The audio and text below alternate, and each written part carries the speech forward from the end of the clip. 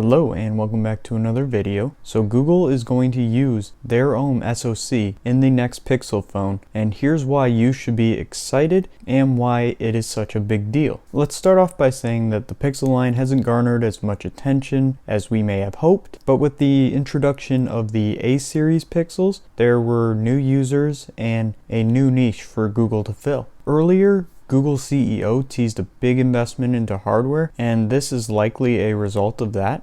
Okay, let's get into this story. 9to5 Google brought this as an exclusive story. They were stating that the Pixel 6 would use the GS101, codenamed Whitechapel, as Google's first in-house SoC. We heard these rumors around early last year, and I even made a related video to that. Therefore, it would be quite interesting to see it come alive this quickly. From what I initially heard, Samsung's role was going to be mainly in manufacturing rather than design. But according to this article from 9to5 Google, Samsung's Exynos chip will share a lot of similarities with the GS101, meaning that Samsung played more of a role than anticipated earlier. I was a little shocked that they're going to play more of a role in design because I expected Samsung to be mainly in manufacturing because they do manufacture many parts for many different phone companies, and I think we should be skeptical of an Exynos similar SoC. We all know that Exynos hasn't had the best track record in recent years, even though the 2100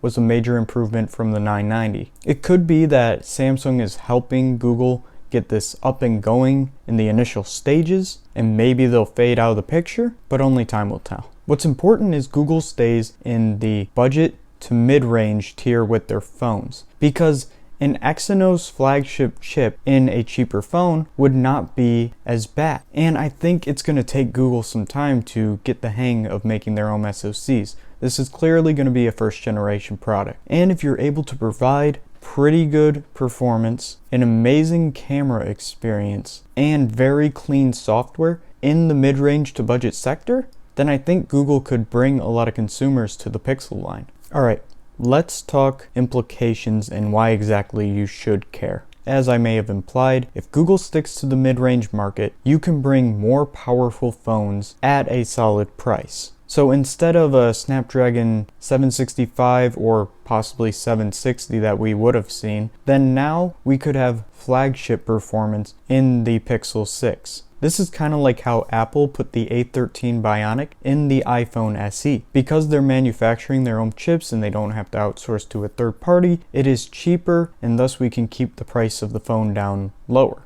Another implication is, unlike any Android manufacturer, Google would have the trifecta. They would make the software, the hardware outside of the SoC, and then the SoC. Only Apple has that trifecta when it comes to smartphones. This could lead to more optimization and more ecosystem features within Google's line. Speaking of Google's line, you should see these chips both in Chromebooks and Pixels. Again, we could see connections potentially for both products that we haven't seen in the past, and improvements for both of the lines. Finally, the last implication I want to discuss, and there can be many more, is that software support can be extended as a result of this. There would no longer be the need to go to the third-party chip manufacturers for Android updates. Google would have total control. And because of this, I think it would be doable for them to give 4 years of major Android update versions with 5 years of security updates, something that no one in the Android space can currently do. Google was ahead of the game with giving 3 years, but everyone is catching up at this point, and they need to differentiate themselves if they want to gain more users. And like I said, there could be more implications. We really got to gain more information about this chip later on. Things like the ISP, for example, or the neural engine, and the GPU in relation to Samsung's one. We know that the Mali GPUs are not nearly as good as the Adreno ones. So I'm definitely extremely interested to see how this does as a first generation product. I think we should push our expectations a little lower because it is a first gen product, but know that there is a lot of potential for this. And I think Google's going to improve. They clearly have the capital to do so.